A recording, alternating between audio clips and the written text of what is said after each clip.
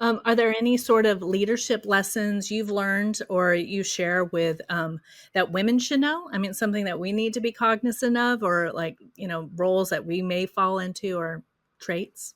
Absolutely. And the first one that comes to mind, which is not unique to women, it's not unique to leaders at any level, but sometimes we think it is imposter syndrome.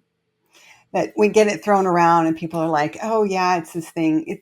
Yeah, it's a real thing. And it's amazing the level of leaders that I work with that they'll talk about it like, I don't feel like I know what I'm doing. I don't feel like, I belong here. And they tell me like it's a dirty little secret, like it's just them. And I think a lot of times, because leadership is lonely, and let's just face it, there aren't as many women in leadership roles. So it can feel even lonelier. And I think one of the pieces is, one, knowing you're not alone. Two, recognizing that it's normal. It's not a defect. It's just a normal human fact. And then finding, I like to say, build your village. Find people that you can connect with and talk, to about this, because again, leadership is lonely. So find people who you surround yourself by, folks who you can connect with, and they will support you. Yeah. That's great. You kind of touched on my next question, which was like, what is the biggest leadership challenge? And I think you're right on about making, finding that support group, finding those mentors, and, speaking your truth. Because I know for myself, being a woman in IT, I am a bit of a outlier. I mean, we are there, but we're a minority. And, I just have to I have my daily mantra of like, okay, that you're doing this, you've done this, you are doing this, and just, forward thinking. So I definitely can relate to that.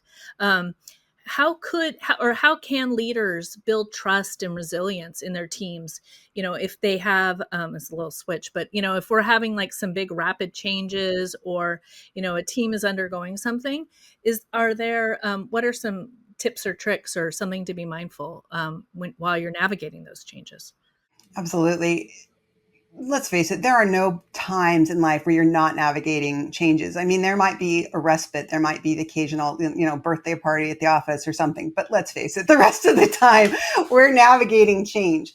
And it's interesting. We talk a lot about this idea of vulnerability, and I want to be clear what that means, because it does build trust, but in leaders, it can be taken too far one way or the other.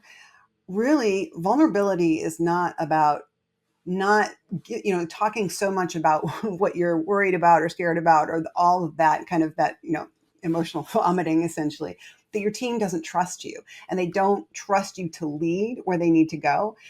But it's also not about presenting yourself as though you're impenetrable or you're perfect. It's about presenting yourself as human and saying, look, this is challenging. This is what we're going to do.